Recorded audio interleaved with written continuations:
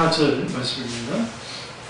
이때로부터 예수 그리스도께서 자기가 예루살렘에 올라가 장로들과 대제사장들과 서기관들에게 많은 고난을 받고 죽임을 당하고 제3일에 살아날 것을 제자들에게 비로소 나타내시니 베드로의 시를 붙들고 항변하여 이르되 주여 그리 마옵소서 이 일이 결코 주께 미치지 아니하리이다.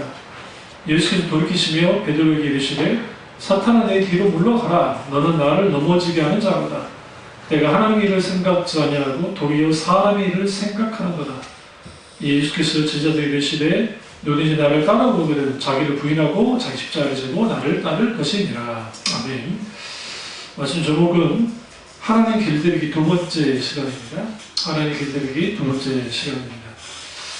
주일 오전에 소개했지만 하나님을 길들이려고 하는 사람들의 가지고 있는 특징들은 첫째로 생각 속에서 하나님 생각의 틀에 하나님과 가두려하고 그리고 그 틀 속에서 하나님이 움직여지기를 원하는 그런 것들을 보게 되어집니다. 그리고 또 문제는 뭐냐면 그런 속에서 이제 결정적으로 그 자존심의 문제, 그러니까 하나님 앞에 두 번째는 내 자존심을 내세워서 내가 누가 주인인가? 그러니까 이제 우리가 이 질문에 대답하셔야 돼요. 나를 위한 주님인가? 주님을 위한 나인가? 이 질문에 왜 대답을 해야 되냐면 많은 사람들이 나를 위한 주님으로 하나님을 믿습니다. 그러니까 나를 위한 주님, 내가 있어야 하나님도 계시다라는 거죠. 그 말은 맞는 말이긴 합니다만은 그에도 불구하고 우리가 존재하지 않아도 여전히 하나님은 절대적으로 필요한 분입니다. 왜냐하면 이 세상의 모든 것은 하나님께로부터 나왔기 때문에 그렇습니다. 그런 의미에서 하나님을 위한 나인가 아니면 주님을 위한 나인가가 사실 하나님을 길들이느냐 길들이지 않느냐의 모든 것을 결정한다고 해도 과언이 아닐 만큼 굉장히 큰 질문입니다. 좀 전에 불러던 마지막 찬양의 그 가사를 잠깐 보시면 나는 아무것도 안 합니다. 주님의 사랑이 없으면 나는 아무것도 모릅니다. 주님의 지혜가 없으면 정말 그런가요? 나는 아무것도 못합니다. 주님의 능력이 없으면 진짜 그럴까요? 나는 한순간도 못 삽니다. 주님 생명이 없으면 살잖아요. 이게 이제 문제입니다. 왜 우리가 이런 찬양을 할 때에 깊이 우리에게 다가오지 않냐면 나는 아무것도 못한다는 것이 진짜 주님의 사랑이 없으면 아무것도 못하는 게 있으면 난 진짜 정말 찬양할 때 나는 아무것도 아니에요 주님. 주님의 사랑이 없으면 그 고백을 하게 됩니다. 근데 우리는 살아있기 때문에 그러니까 우리는 일상을 살아갑니다. 그러니까 평범한 일상을 살아가죠. 그리고 우리의 삶 속에서 하나님 없이도 잘 살아가는 그런 그 상황 혹은 성향을 봅니다. 사람들이 은혜로부터 떨어져 나가는 이유는 이제 다루겠습니다만은 기본적인 것은 하나님과의 관계 속에서 있어야 될 수많은 은혜의 수단들이 땅에 떨어져서 그래요. 물론 반대로 내가 은혜의 수단들을 잘한다고 해서 기도하는 거, 말씀 읽는 거, 찬양하는 거, 기도 그런 거 잘한다고 해서 은혜로부터 붙는 건 아니지만 그럼에도 불구하고 하나님을 향한 은혜의 수단들은 아주 중요합니다. 그게 무너진 사람들이 이미 무너져버린 사람들이 하나님 은혜를 누리고 산다는 것은 불가능해요. 왜 그러면 누리고 사지 못할까? 분주해서 그렇습니다. 바빠서 그렇습니다. 우리는 생각보다 바쁩니다. 또 우리가 그렇게 바쁘게 살아야 사는 것 같습니다. 이 시대가 우리는 이렇게 생각지 않았나요? 우리 개개인의 그 스마트폰 같은 이런 게 하나 있으면 옛날에 시티폰이라든지 그게 있으면 더 편리해지고 그리고 좀 더 편안한 삶을 살지 않을까. 옛날 우리 전화 걸려면 어디로 갔어야 돼요? 공중전화 줄 섰어야 되잖아요. 공중전화 줄 서가지고 거기에 또 오래 전화하다 보면 또 뒤에 사람들 눈치 보기도 하고, 그러니까 오래 하지 못하고. 그렇게 살았던 우리인데, 편리는 졌는데, 사람들이 자꾸 바빠집니다. 여러분, 하나님을 잊을 만큼 바쁜 사람은 그건 죄입니다. 하나님을 잊을 만큼 바쁘게 살아가는 게 죄라고요. 그게 죄가 아니라 생각하죠. 이게 하나님과의 관계 속에 있는 죄예요. 노늘은 하나님과 바빠요. 일하느라고 하나님을 향해서 생각지 않는. 얼마나 그랬으면 바빠서 기도합니다는 책이 왜 나왔겠어요? 실제로. 그러니까 바빠서 기도합니다. 원래 우리가 하나님을 길들이려고 할 때 내가 스위치를 딱 누르면 하나님이 딱 반응하는 거예요. 그러니까 내가 원할 때 찾을 수 있는 하나님이셔야 돼요. 근데 문제는 하나님은 인격자이시기 때문에 인격자신 하나님 내가 부른다고 해서 나타나시고 그런 분이 아니에요. 우리도 친구와의 관계 속에서도 늘 연락이 주고받고 자주 왔다 갔다 하는 친구는 우리가 어떻게 연락해도 쉽지만 연락도 하지 않고 있다가 어느 날 뜬금없이 연락하면 그 상대방이 연락해 줍니까? 그렇지는 않아요. 일단 경계하죠. 이게 왜 나한테 전화했지? 뭐 필요하나? 나한테 뭐 얻으려고 하나? 그러지 않을까요? 하나님과의 관계도 마찬가지예요. 관계가 깨진 사람들이, 친밀한 교제가 깨진 사람들이 은혜를 누리겠다? 불가능합니다. 하나님 길들이기에서 가장 큰 문제는 아까 자존심의 문제 말했잖아요. 그 하나님 앞에 자존심을 세워서 내 뜻을 관철시키려고 하는 거예요. 그 과정 속에서 하나님과 충돌합니다. 그러니까 하나님과 충돌할 수 있어요. 우리 자식 키우면서 힘든 게 뭐야? 애들과 의견 충돌하는 거죠. 근데 어른의 눈에 봤을 때는 그 애들의 말이라든지 행동이라든지 생각이 솔직히 웃긴 거예요. 나도 우리 뭐 딸이든 아들이든 그 말하는 걸 보면 아직 인생 덜 살았잖아요. 자기는 그럴싸하고 막 그렇게 대답하는데, 근데 제가 일일이 그것에 대해서 답변해주거나 말하지 않아요. 나한테 묻기 전까지는. 일단은 본인들도 거기에 소위 말하는 실수도 해보고 실패도 경험해봐야 돼요.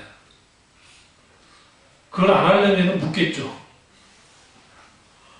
그러면 우리가 말 그대로 꼰대가 안 되려고 내가 말 안 하는 뿐이에요. 그런데 일일이 말하지 않을 뿐인데, 그럼 우린 여기서 하나님과 나 사이에 의견이 충돌될 때, 오늘 베드로가 그랬으니까 충돌됐을 때에 우리는 하나님을 설득해드려요. 설득하려고 해요. 그러니까 지금 그 베드로가 예수님을 다 붙잡고 난 다음에 항변했다는 표현이 예수님을 강하게 압박하면서 설득하는 거예요.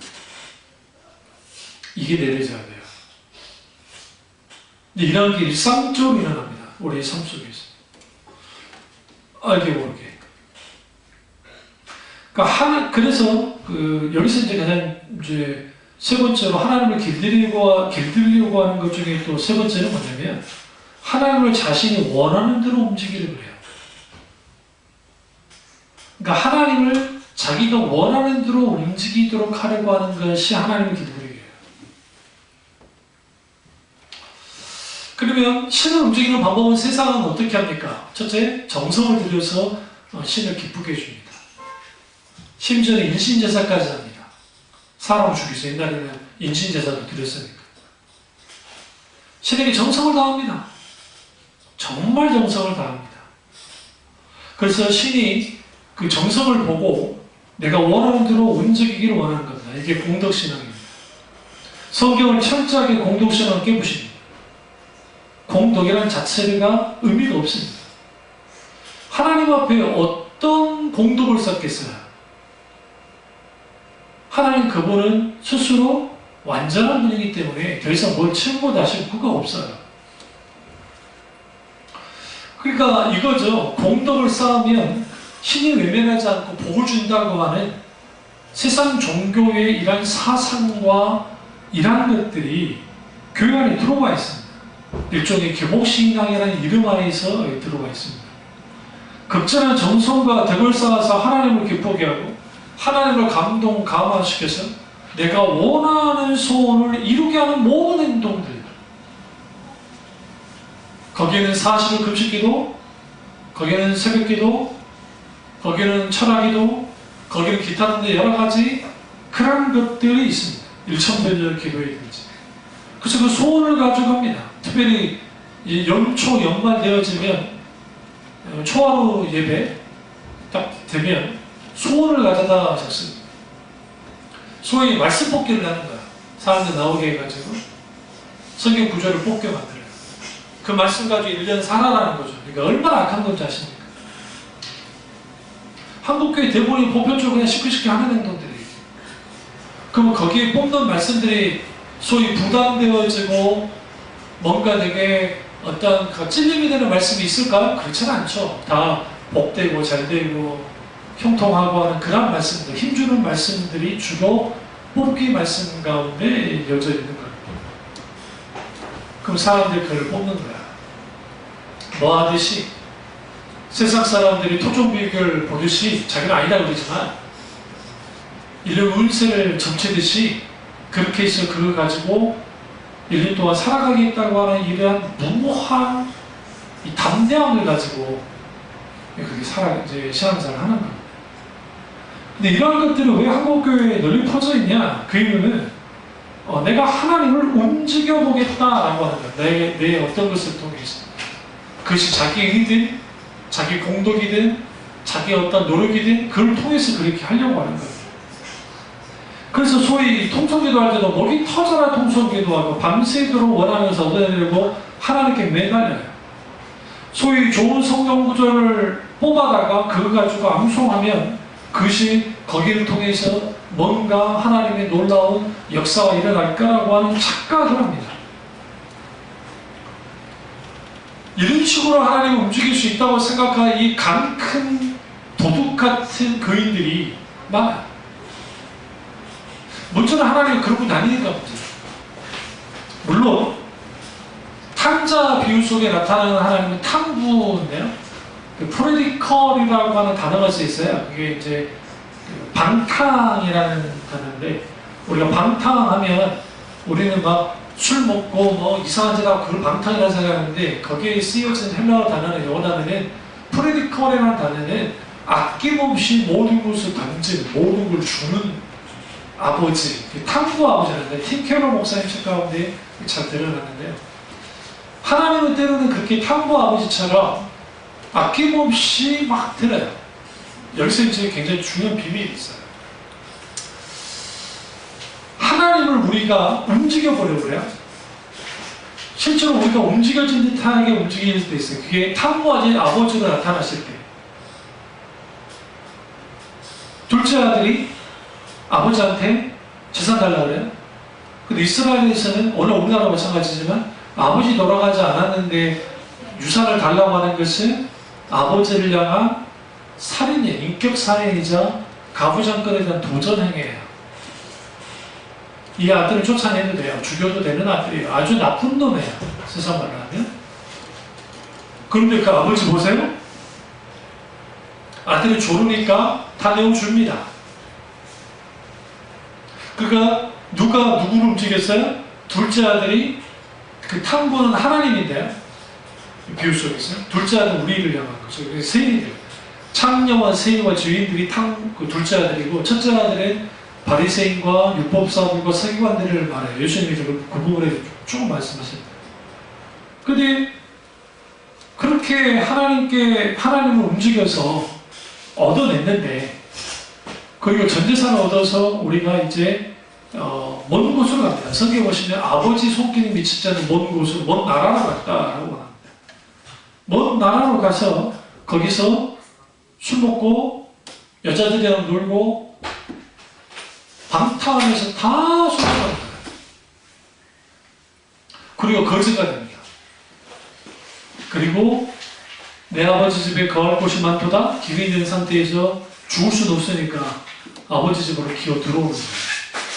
근데 여기서 재밌는 게, 하나님을 움직였다고 생각했는데, 내가 뭔가 신을, 여기 이제 탕자 같은 경우에는 윽박질러 가지고 공간 협박을 해가지고 아버지를 움직인 건데, 근데 그 아버지는 단 한 번도 그 자리에서 벗어난 적이 없어요.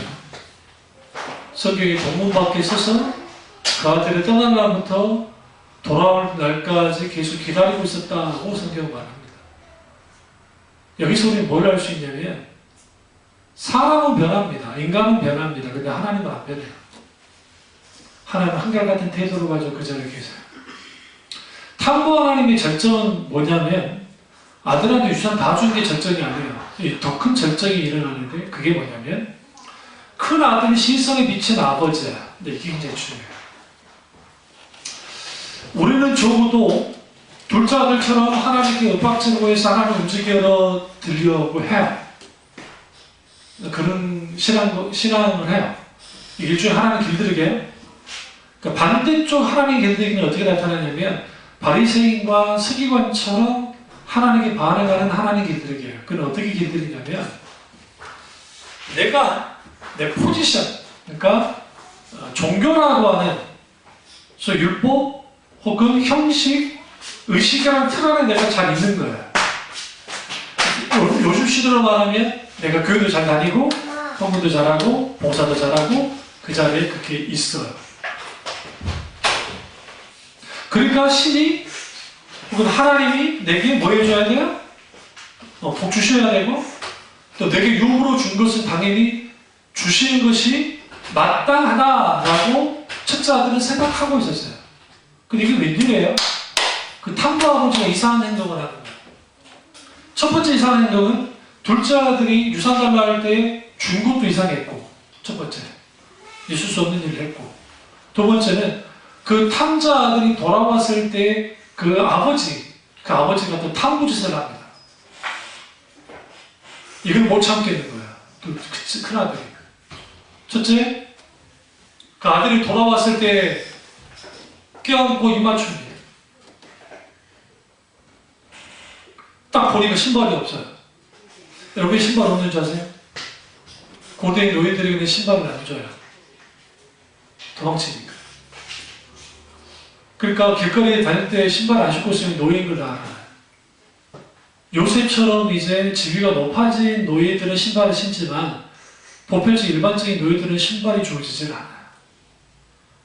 그런데 그 신발을 새 신으로 신발을 신기고 아버지가 끼고 있던 가락지를 그 둘째 아들에게 끼워주고 그 거지 같은 옷을 다 벗겨서 목욕시켜서 새 옷으로 입혀주고 그걸로 끝나면은 그나마 첫째 아들이 열이 덜 받았을 텐데 갑자기 세상에 잔치를 벌인다는 이 탐구아버지. 그래서 탐구아버지라는 거예요. 하나님은 우리를 대하실 때 한결같아요. 우리가 하나님 움직일 수 있다고 생각하면 큰 오산이에요. 하나님은 오히려 하나님의 은혜와 긍휼로 우리를 움직여요. 근데 중요한 건 뭐냐면 둘째 아들을 위해서 다 줬어요. 잔치를 배설했습니다. 동네 사람들이 다 알아요. 이 후리자식. 예전에 우리 전라도에서 욕중에 후리자식. 이 후리자식. 이 둘째 아들 후리자식.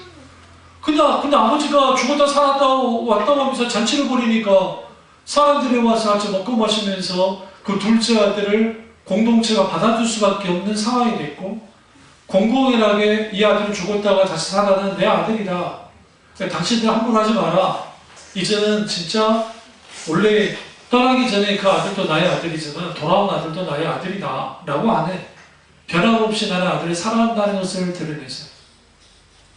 근데 큰아들은 성경에 보시면 참 재밌는 표현이잖아요. 예수님 비유도 참 멋진 게 일하고 돌아오는 거예요. 내가 목동이라고 한번 떠나면 이스라엘은 막 보름 이상 있기도 하고 막 오랫동안 집을 비웠다가 돌아와요.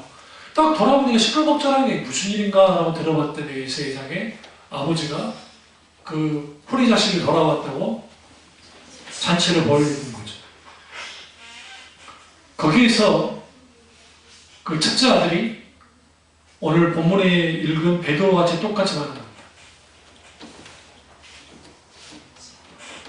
예수님이 한 번 했다 했죠. 한 번 했죠. 첫째 아들이 마치 아버지에게 책망하듯이 책망을 해요. 이게 하나님 길들이에요. 율법주의나 잘못된 신앙관에 있는 사람들은 하나님을 함부로 해요. 이게 굉장히 무서운 거야. 그러니까 내가 섬기는 교회가 크잖아요. 교회가 크니까 자기도 큰 줄 알아요. 나는 그런 존재라고 생각한다고요.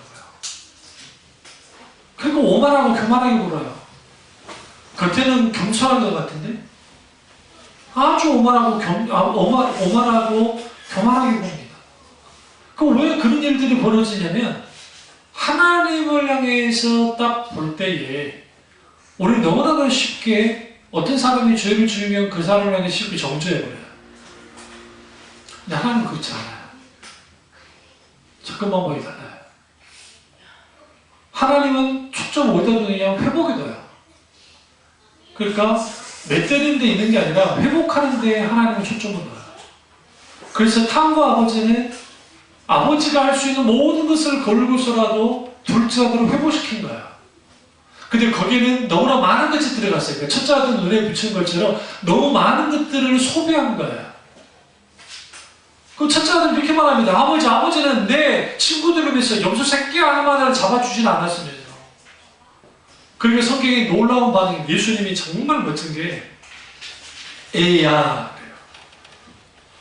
다 큰 첫째 아들에게 애야 지금 너가 이 말은 뭐냐면 지금 네가 알고 있는 것은 아이가 지금 질투하듯이 어린 아이가 막 하듯이 그런 거 애야. 그리고 사랑스러운 언어로 말하는 거 애야. 내가 가지고 있는 모든 게 너 거잖아. 이 아들이 죽었다 살아났어. 성경은 그걸 가지고 다 이야기를 해주지 않지만 그 아버지는 그 큰아들과 대화 나누고 난 다음에 그 아버지는 어디로 들어가요? 잔치 보는 주인은 잔치 출사하고 같이 들어가세요. 큰아들은 뭐 하고 있어요? 거기서 서 있는 거예요. 뭐 하고 있는? 혼자 고립되어 있는 거예요. 우리가 하나님을 길들이려고 하면 율법주의로 하나님을 길들이려고 하고 기복주의로 하나님을 길들이려고 하고 인본주의로 혹은 주권 정통주의로 하나님을 길들이려고 하면 기본적으로 있게 되는 일이 뭐냐면 고립됩니다. 하나님으로부터 고립돼요. 내가 하나님께로부터 고립되어지면 무슨 일이 벌어지냐면 나는 모든 것이 끝나버려요. 근데 사람들이 그걸 몰라요. 하나님 길들이기를 우리는 멈춰야 됩니다. 여러분이 신앙생활을 하면서 어떤 부분은 신앙적으로 말씀의 기준으로 하고 어떤 부분은 세상 기준에 따라서 막 합니까? 이 둘 다 아주 심각한 거예요. 그러니까 이 심각한 거예요. 왜 심각한 거냐면 믿는 사람은 하나님의 관점을 가지고 하나님의 말씀의 기준에서 살아가는 사람들이에요. 그리고 기껏 우리는 손해봐야 되면 손해봐야 돼요.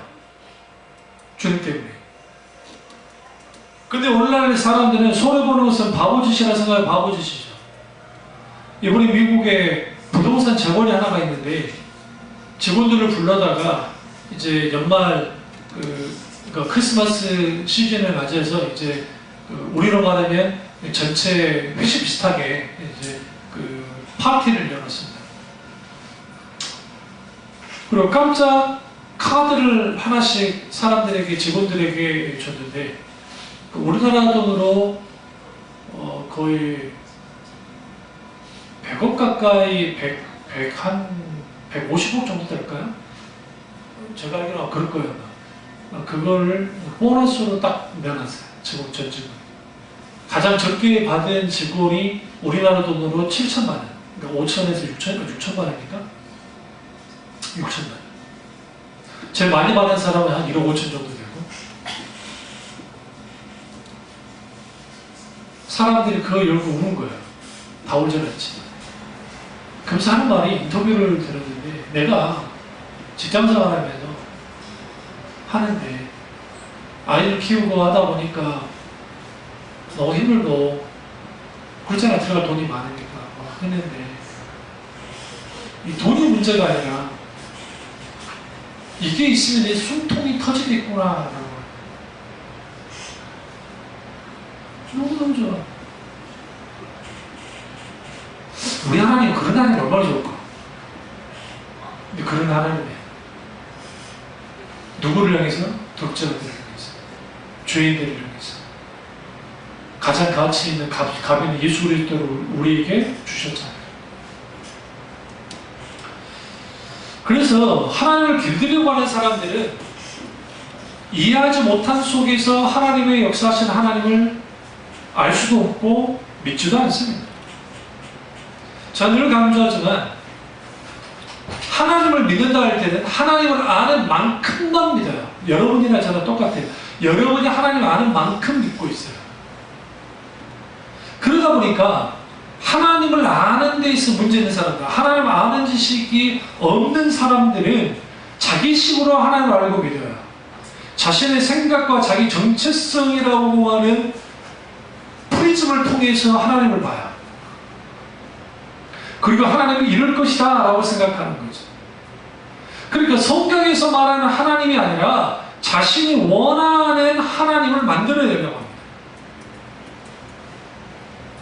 이게 문제예요.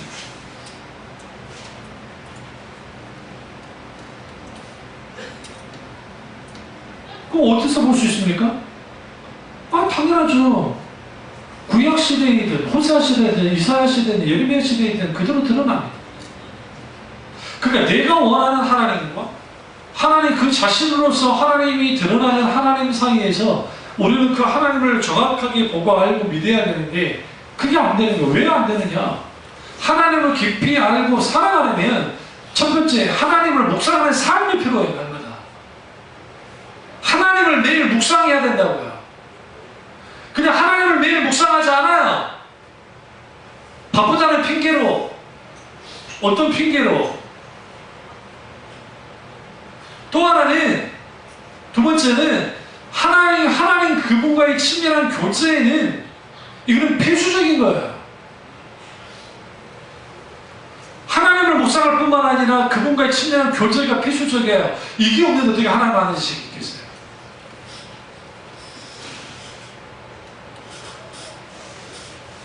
그러니까 좀 편하게 하나님 믿고 싶으니까 그래서 하나님 이룰 거야 라고 생각하는 겁니다. 하나님을 깊이 알고 살아가는 사람들은 결코 하나님을 길들이려 하지 않습니다. 왜냐하면 하나님은 길들여지지 않을 뿐만 아니라 하나님이 절대 주권자인 걸 알기 때문이죠. 그러나 하나님을 알지 못하는 사람들은 하나님을 우상 섬기듯 해요. 이게 심각한 거예요. 이런 사람들은 예측할 수 없는 하나님을 받아들일 수가 없어요. 우리에게 있어서 비교할 수도 없는 크고 광대하신 하나님을 알지도 못해요. 그러니까 어떻게 하느냐? 불교식으로 하나님 있고, 유교식으로 하나님 있고, 샤머니즘적으로 하나님 있고, 기복주의적으로 하나님 있고, 율법주의적으로 하나님 믿는 거예요. 오늘 가장 큰 문제는 너무나 많은 교인들이 하나님께 기대를 걸지 않아요. 기도를 해도 하나님 앞에 응답받는 일이 거의 없기 때문에. 우리가 어떤 일을 할 때요, 어떤 일을 하는데 그 일이 일사천리로 잘 되니까 그게 하나님 하신 겁니까? 그게 착각이에요. 아니, 그랬으면 요나가 그 니느웨로 가라 할 때, 다시 들어갈 때, 다시 들어가는 게 일사천리로 잘 됐잖아요. 잘못된 분들이 이런 기도를 많이 해요. 하나님 뜻이면 이 일이 잘 되도록 길을 열어주시고 하시면 잘 돼. 하나님이 뜻이고 막으시면 아닐 줄을 알겠습니다. 그런 게 어디 있어요, 성경에. 한국교 흔한 기도가 그거예요. 주님 이 뜻이 하나님의 뜻이면 잘 되게 해주시고 아니면 막아주십시오. 참 쉽죠? 그러면 모든 일이 잘 되면 그게 축복이고 막으면 하나님이 줘줍니까? 아니에요. 하나님 뜻은 어떻게 구하냐면 어떤 것을 가지고 하나님께 뜻을 구할 때는 하나님이 지금 이 상황에서 이 시점에서 뭘 원하시나 중요한 거예요. 우리가 상황을 너무 막 따라가거나 사람을 따라가거나 물질을 따라가거나 기타 등 이렇게 따라가잖아요. 그러면 우리의 시선은 다 거기를 향해 하나님 향하지 않아요.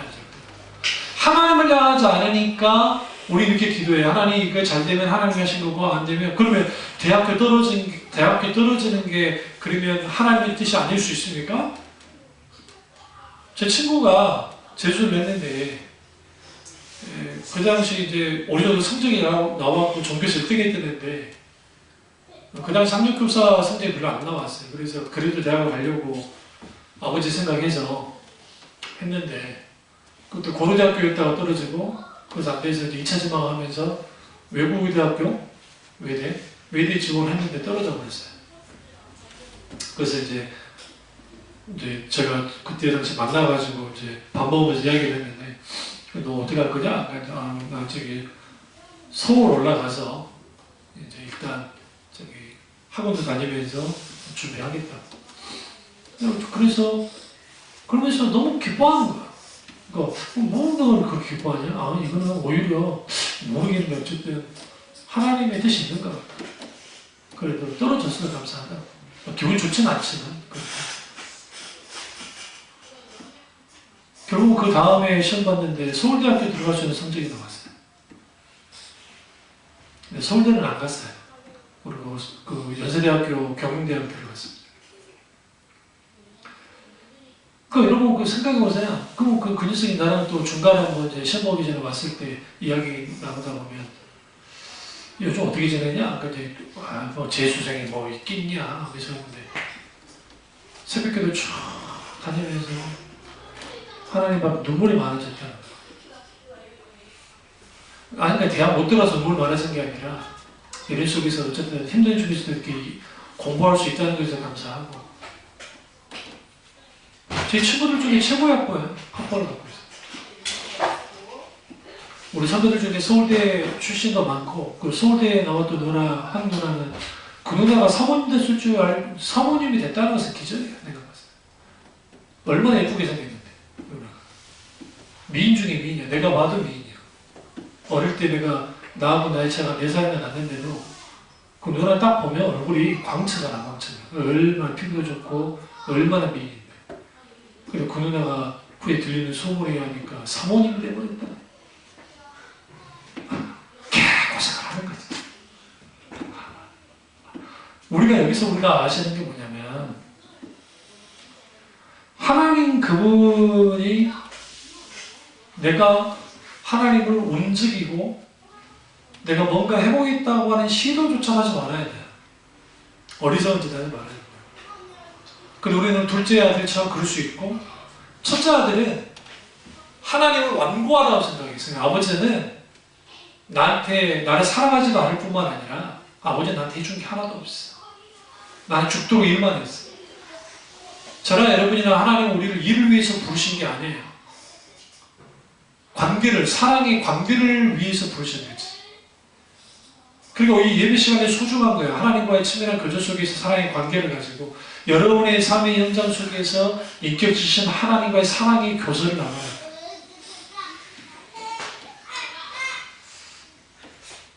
네 번째는 이해되지 않는 하나님을 성령의 조명 가운데 알아야 됩니다. 길들이기를 멈추기 위해서. 왜 하나님이 고통을 허용하시는지, 나는 누구에게 어떻게 살아있는지를 하나님의 관계 속에서 깨달아야 돼요. 그러니까 하나님을 길들이려고 하는 사람들은 자기 생각의 틀에, 자기 사고의 틀에 하나님을 가둬버리고 자기 자존심을 내세우고 결국 거기에서 하나님을 움직여야 되는데 결국은 이해되지 않는 하나님을 뭐 해야 돼요? 우리는 이제 받아들이고 그리고 성령의 조명 가운데 그 하나님을 알아야 돼요. 그러려면 깊은 말씀 묵상이 필요해요. 고통의 이유? 팀 캐런 목사님이 정말 잘 말씀하신 게 그 오늘날 강단에 있는 메시지라는 게 뭐 하면 잘 됩니다, 뭐 하면 어떻게 됩니다, 뭐 어떻게 됩니다, 어떻게 그런 설교를 하는데 거기에 뭐가 빠져있냐면 신학이 빠져있고 변증이 빠져있으니까 이게 고통에 대한, 고통 이유에 대한 설교도 들어본 적이 없고 교인들이 죽음 자체에 대한 설교를 들어본 적도 없고 기타 등등 근본적인 설교를 들어본 적이 없으니까 이게 아주 취약한 거예요. 그런 설교가 가능하려면 목사님들이 부단히 공부하셔야 돼요. 부단히 책도 많이 읽으셔야 돼요. 마이커 목사님이라는 분이 그분이 이렇게 고면합니다. 이제 하나님 길들이기를 멈추십시오. 하나님 길들이기를 멈출 때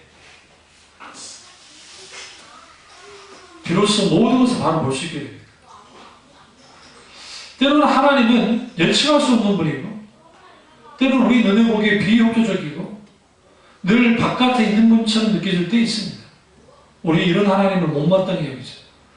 그런데 그 하나님이 때로는 성령의 놀라운 역사 속에서 우리가 그분의 본질을 알게 되면 하나님 그분을 예측할 수 있고 그분이 친절할 뿐만 아니라 그리고 하나님 그분이 내게 분명하게 하나님 되심을 드러냅니다.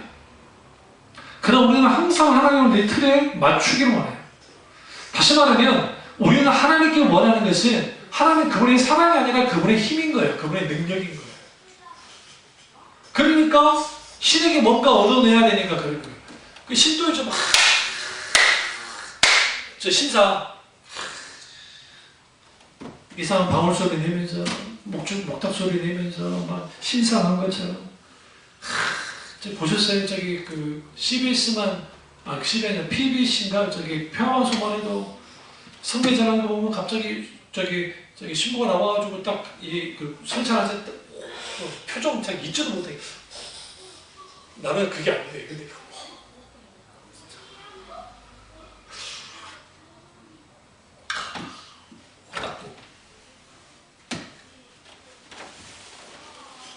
그게 그렇게 거룩합니까?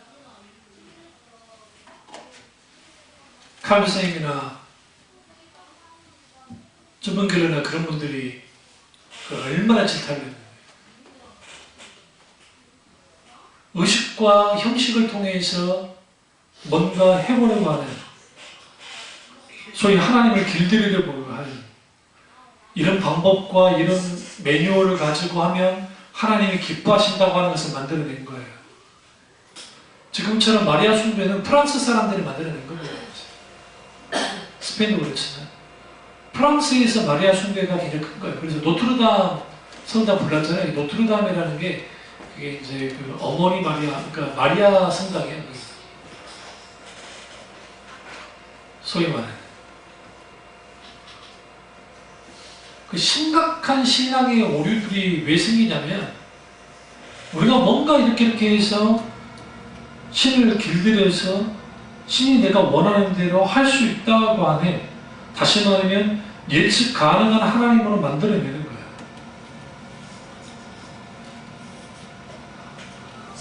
내가 상상할 수도 없고 기대하지도 못한 일을 행하시는 하나님을 그대로 이해하지도 못해요. 다만 그 자리에 신비주의를 채운 거예요. 신비주의. 카톨릭은 신비주의입니다. 그래서 무슨 뭐 마리아상에 피가 뭐 이렇게 났다는, 피가 흘렀다, 눈에서 피가 흘렀다. 내가 웃긴 게, 또 그거 가지고 막 앞에서 막,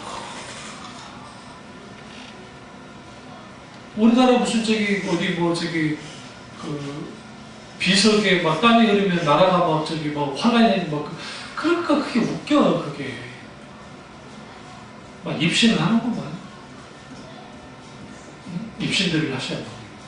딱딱하죠. 불끝까지 그 끝까. 추워야 저게 잠이 안 온다. 그러면 내가 만든, 이 세대가 만든 소위 잘못된 신앙 가운데 있게 되어진 기독교가 만든 작은 하나님이 아니라 인간의 생각으로는 결코 다 헤아릴 수 없는 그 스케일의 하나님, 그 성경에서 말하는 하나님, 그 원래의 하나님을 알고 경험해야 돼요. 묻습니다. 여러분이나 저나 하나님께 놀라본 적이 언제입니까? 이 질문을 팀 케러 목사님이 하는 거예요. 당신들이 하나님을 믿다고 하나님께 놀라본 적이 언제입니까? 다시 볼까요? 언제부터 우리가 믿는 하나님이 뻔한 하나님이 되어버렸고 식상한 하나님이 되어버렸습니다. 언제부터 하나님께 대해 더 이상 기대하지 않게 됐습니까? 가장 최근에 언제 하나님께 놀라보셨어요? 왜 우리는 하나님께 신선한 충격을 받지 않을까요? 언제부터 뻔하고 그저 그런 기독교가 되어버렸나요? 그 이유는 뭐냐면 소위 신앙 매뉴얼이에요. 그러니까 하나님을 길들여간 것 중에 하나가 신앙 매뉴얼, 혹은 이걸 뭐라고 표현하냐면 소위 일원화된 신앙 공식이 있어요. 그건 뭐냐면 한국에서는 열광주의 그걸 가지고 있어요. 기도, 통성기도. 그러니까 열심히 기도하고 열심히 봉사하고 열심히 하면 하나님 복 주신다고, 11조 절하고 다 잔다고 한다는 일종의 일어나는 공식을 가지고 나옵니다. 그래서 이렇게 기도하면 사업이 잘 되고 저렇게 양육하면 자녀들이 좋은 대학에 들어가고 하는 그러한 신앙 공식들을 만들어요.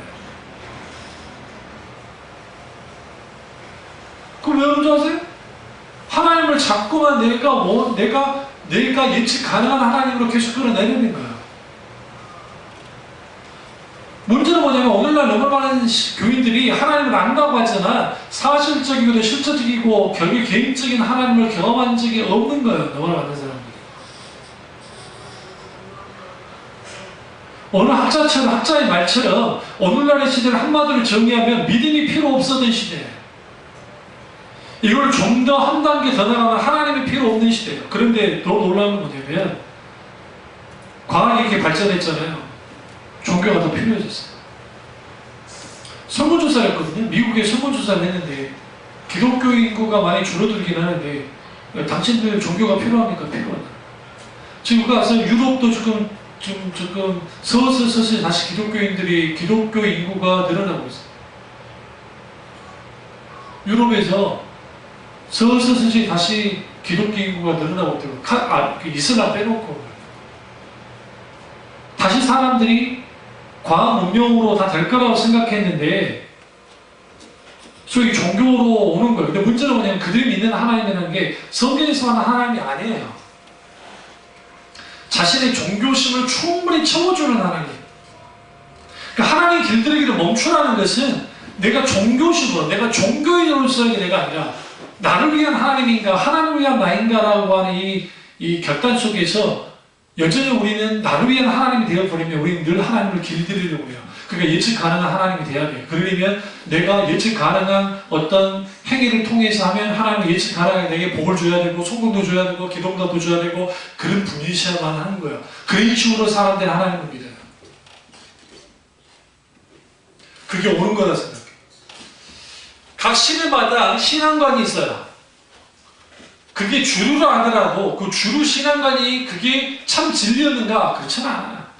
하나님의 부흥은 단 한 번도 주류 교단에서 나타난 적이 단 한 번도 없어요. 실제로. 웨슬리 목사님의 그 부흥도 그분은 성공의 신부이긴 했지만 그러나 이후에 그분이 했을 때는 감리교가 나왔죠. 메로디스트라고 하는 규칙주의자라고 하는 그 감리교가 나왔는데 그 배경 속에는 그 본래의 주류 속에서 일어나지 않아요.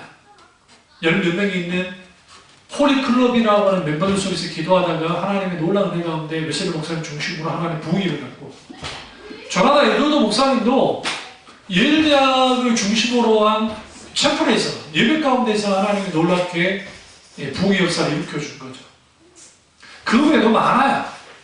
근데 거기서 중요한 게 뭐냐면 하나님 재발견이에요.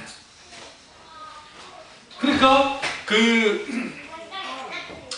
부흥 때마다 하나님이 재발견되어져. 근데 하나님이 재발견된다 할 때는 거기에 마틴 루터가 믿음교회의 재발견은 동시에 하나님과 관계되는 거잖아요. 다 하나님과 예수 그리스도 그분이 재발견되어져서 그들이 하나님과의 관계 속에서 분명하게 뭘 알게 되었냐면 하나님은 우리가 길들이시는 분이 아니라는 거예요. 세상 신과도 같지 않아요. 십계명의 1계명이 뭐예요? 나 외에 다른 신을 두지 말라 했죠. 나 외에 다른 신을 두지 말라고 할 때 그 1계명이 오늘날에 우리에게 필요 없습니까? 필요 있다고요. 우리는 하나님 아닌 다른 것이 우리의 신이 될 수 있어요. 팀 캐러 목사님의 책 가운데 하나님을 말하다라고 하는 책 속에서 뭐라고 말하냐면 우리에게 있어서 신은 신적인 존재는 내가 만든 신에도 그러고 말했지만 그는 가장 좋은 거예요. 그러니까 내가 가장 좋은 게 우리의 우상이 될 수 있어요. 그 자체가 나쁜 거 아니에요. 그러니까 그 자체는 가치 중립적인 뭐냐면 그 자체가 가치가 있는 거예요. 그런데 그것이 하나님보다 더 좋아지고 하나님보다 내게 더 영향을 끼치고 하나님보다 더 집중하면 이 모든 것은 다 우상이에요. 실제로. 그래서 목회도 우상이 될 수 있다는 거예요. 그러니까 소위 신앙 공식을 깨지 않으면, 신앙 매뉴얼들을 부셔놓지 않으면, 소위 세상이 만들어내 신본용주의나 아니면 적극적 사고방식에 만드는 이런 매뉴얼들, 그리고 율법주의 매뉴얼들, 기복주의 매뉴얼들, 인본주의 매뉴얼들, 이런 것들 다 부셔놓지 않으면 우리는 여전히 계속 하나님을 길들여야 돼요. 예수님을 믿으면 만사 형통한다, 복받는다, 이런 거짓말에 많은 사람들이 굴복했습니다. 형통은 뭐냐? 그들이 말하는 형통은 성공과 위로와 든든함과 안전을 뜻합니다. 이 성경이 그렇게 말하지 않아요. 우리 예수님 뭐라고 합니까? 나로 인하여 핍박받게 될 거다. 나로 인하여 고통당하게 될 것이다. 자기를 부인하고 자기 십자가를 져라. 오늘 아무 위험도 고통도 없는 인생을 보장받고 싶지만 성경은 그걸 전혀 약속하지 않고 있어요. 신앙의 본질에서 떠난 기독교가 만든 작은 하나님이 아니라 인간이 헤아릴 수 없는 원래 스케일의 하나님을 만나야 돼요. 그러려면 인격지신 하나님 말씀을 깊이 만나야 돼요. 제가 금요일날 설교를 했지만 정말 복음서에서 예수님을 깊이 만나야 돼요. 복음서 내용 자체, 복음서 마태, 마가, 누가복음, 요한복음이라는 이 복음서에서 예수님의 행적이 드러날 뿐만 아니라 거기에 담겨져 있는 가치, 신앙 가치들, 보물들이 있어요. 마태복음은 예수님의 왕으로 오신 예수님을 드러내고 있고, 마가복음은 종으로 오신 예수님이 잘 드러나고 있고, 누가복음은 인자로 오신, 사람으로 오신 예수님이 잘 드러나고 있고, 사람의 아들로 오신, 그리고 요한복음에서는 예수님이 하나님의 아들이신 예수님이 하나님이심을 드러내고 있어요. 그래서 우리는 그 각기 마태복음을 묵상할 때, 마가복음을 묵상할 때, 누가복음을 묵상할 때, 요한복음을 묵상할 때 성령의 조명 가운데 깊이 묵상하셔서 예수님을 만나기 시작하는 거예요. 예수님을 만날 때 바뀌어져요. 존재 자체가. 사고, 생각, 가치관 이런 것들이. 근데 안 바뀌어지죠. 어떤 부분은 바뀌어지는데 안 바뀌어지죠. 왜 안 바뀌어지느냐? 뭔지 아세요? 하나님 앞에 내가 해치는 경험을 하게 되는 거예요. 이 표현이 굉장히 중요해요. 제가 고등학교 1학년 때 말씀을 묵상하다가 하나님 앞에 내가 마치 존재 그 자체에서 해체된다는 게 뭔지, 그러니까 이 표현이 제 표현이에요. 달리 말하면 일자가 깨뜨려지고 자기를 부인하고 자기 십자가를 지는 일들이 일어나지 않으면 이건 지속적으로 일어나야 돼. 내가 한 번 그랬다고 해서 그게 되는 게 아니라, 그래서 사도 바울이 날마다 죽노라고 했던 이유가 뭐냐면 계속적으로 이러한 잘못된 이 자아를 깨뜨리면서 하나님과의 관계를 갖는 거예요. 계속. 그리고 우리가 만들어낸 신앙의 매뉴얼들을 깨부셔야 돼. 신앙 공식이라는 게 없어요. 만약에 하나님이 기적을 일으키실 때에 어떤 공식 가지고 하나님이 기적을 일으키셨나요? 그렇지 않아요. 하나님이 주권 가운데서 그 사람에게 맞게 주님이 역사하시죠. 하나님은 우리에게 원하는 게 뭐냐? 신앙 공식을 의지하는 것이 아니라 하나님을 의지하기 원해요. 왜 우리에게 인생의 광야를 허락하실 때가 있습니까? 때로는 상황 파악이 안 되는 곳으로 주님 나를 인도해 주시고, 답이 안 나오는 자리로 끌고 나가실 때도 있고, 그때 하나님 우리에게 어떻게 하기 원하세요? 하나님 말을 꽉 붙들기로 원해요. 붙잡히기로 원해요. 그러니까 하나님보다 앞서려고 하는 모든 생각과 계획과 행동을 우리는 중단해야 하나님 길들이기를 합니다. 이런 사람들이 있죠. 내가 어떤 걸 모르고 기도하는데 하나님의 어떤 감동이 없어요. 그 이유가 뭔지 아세요? 태도별로가 없는데 어떻게 거기에 하나님의 음성이 들리겠어요? 기본적으로 하나님의 음성이 들려지지 않는 것은 비정상인 거예요. 왜냐하면 요한복음에서 선한 목자 관련된 말씀 속에서 5장이든 6장이든 또 나아가 10장이든 딱 보시면 요한복음에 양은 목자의 음성을 듣고 안다 그랬다고요. 특별한 사람만이 하나님의 음성을 듣고 아는 것이 아니라 하나님을 믿는 백성이라는 하나님의 음성을 듣는 것은 당연하다고요. 근데 왜 안 되느냐? 일단 우리가 귀를 닫았기 때문에 그렇지만 또 하나는 결정적인 태도예요. 태도. 하나님 어떻게 먹고 싶냐.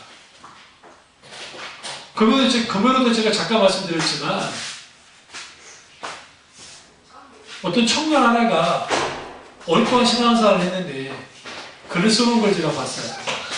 그 친구가 뭐라고 하냐면 내가 하나님 그분을 신앙생활 오래 해서 신앙이 식상해지고 신앙이 이제 더 이상 내게 의미 없는 것처럼 다가올 때에 팀 켈러 목사님의 책 중에 하나를 예전에 사다 놨는데 책장에 놨는데 안 읽고 있다가 그냥 혹시라는 마음으로 그냥 읽었더니 거기에서 하나님을 다시 경험한 거야. 그래서 2019년 나는 가슴 떨리고 놀랍고 정말 아름다우신 하나님을 만났다라고 하면서 거기서 이제 자기만의 신앙 고백을 하는 걸 제가 읽었는데 거기서 그 친구가 지적하는 게 뭐냐면 그게 참 옳은 거예요. 왜 하나님은 내게 식상해졌을까? 과거 하나님의 기름부음이 강력할 때 우리 교회도 하나님의 놀라운 은혜가 있을 때가 있었으니까 그때는 신나고 기대감이 있고 그렇게 신앙생활 했다가 왜 그렇게 죽여줄까? 그 이유는 뭐냐? 그 친구나 팀켈러 목사님은 정확하게 이제 그 부분을 다루진 않았지만 은혜에서 미끄러질 때라고 하는 책이 김남준 목사님 책인데 이게 이제 묵상집처럼 되어지는 아주 작은 책이고 달락달락하는 그런 여러 주제가 가지고 있는 거지만 은혜에서 미끄러진 거야. 왜 그러냐? 우리가 살아가면서 두 가지 은혜가 필요한데 첫째 은혜는 내가 한가할 수 없는 그러니까 한가할 수 없는 은혜야. 이거는 우리가 처음 회심할 때, 중생할 때 겪게 되는 은혜입니다.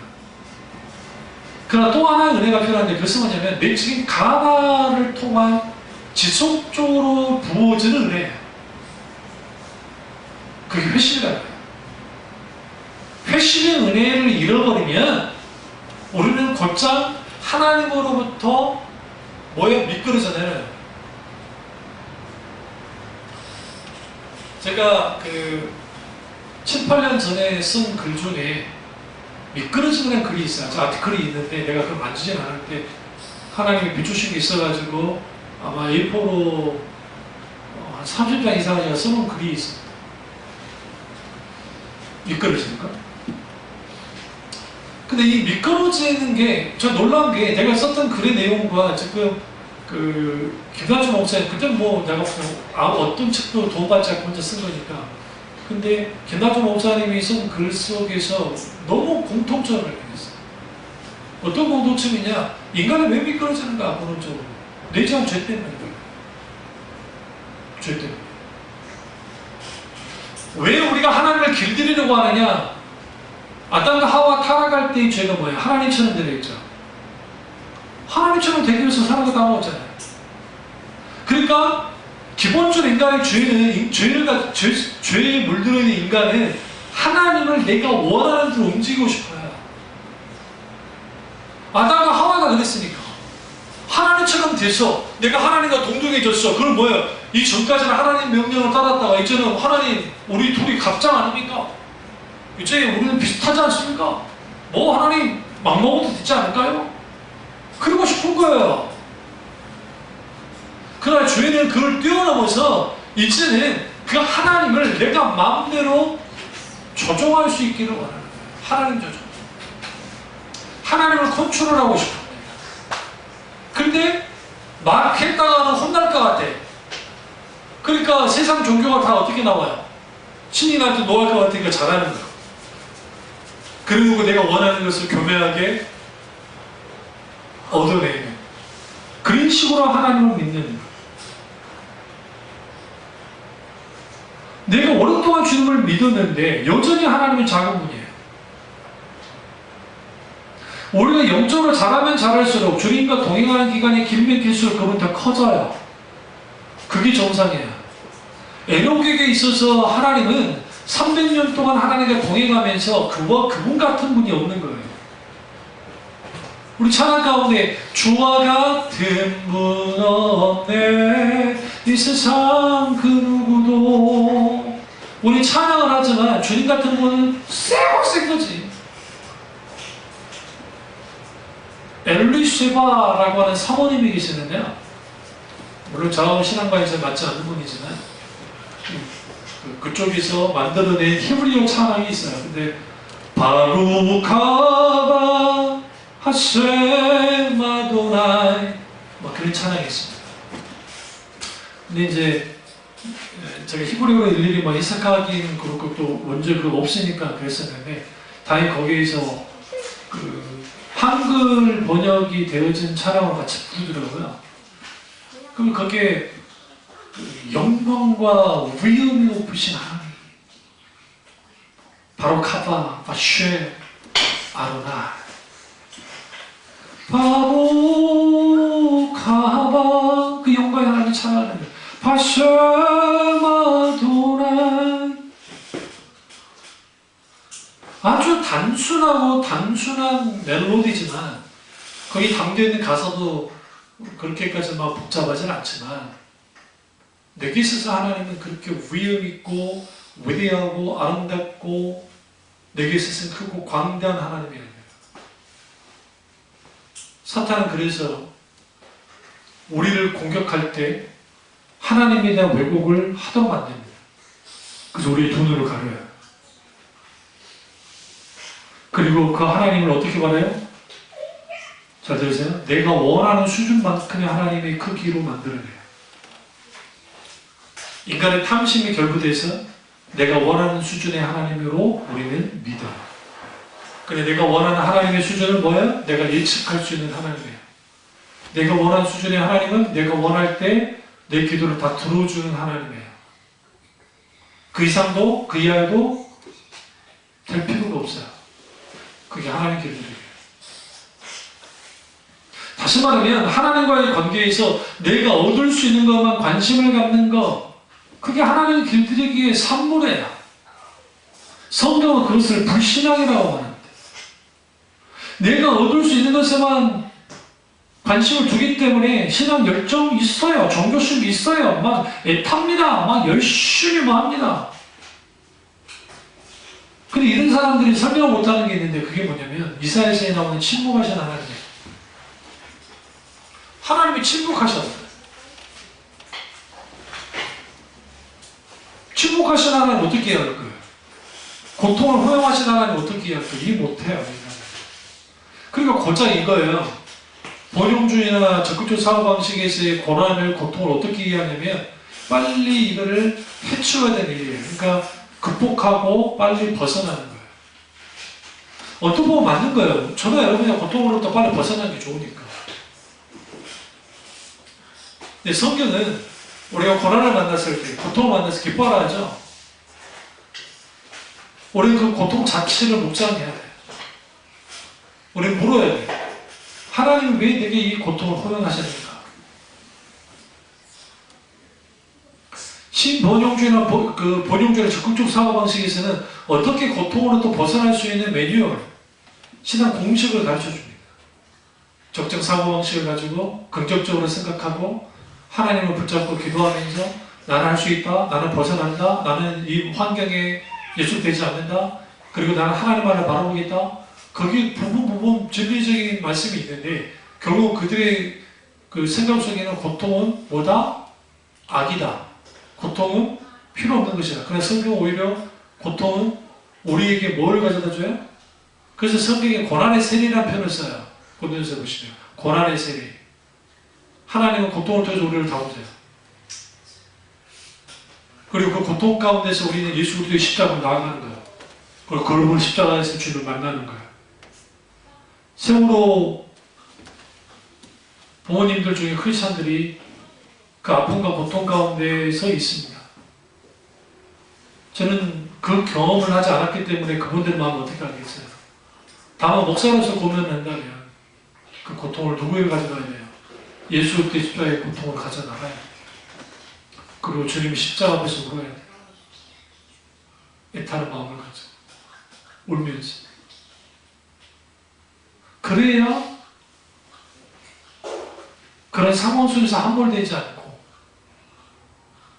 또 다른 차원의 하나님의 은혜, 하박국이든 워런스비 목사님이 썼던 책 가운데 그 주석집 속에서 이해할 수 없는 고난을 당하고 고통을 당했을 때에 우리는 어떻게 해야 되는가? 하나밖에 없어요. 내 마음을 짚고 부르짖는 거예요. 그리고 하나님의 마음과 내 마음이 맞닿아야 돼. 그 맞닿는 자리가 어디예요? 십자가예요.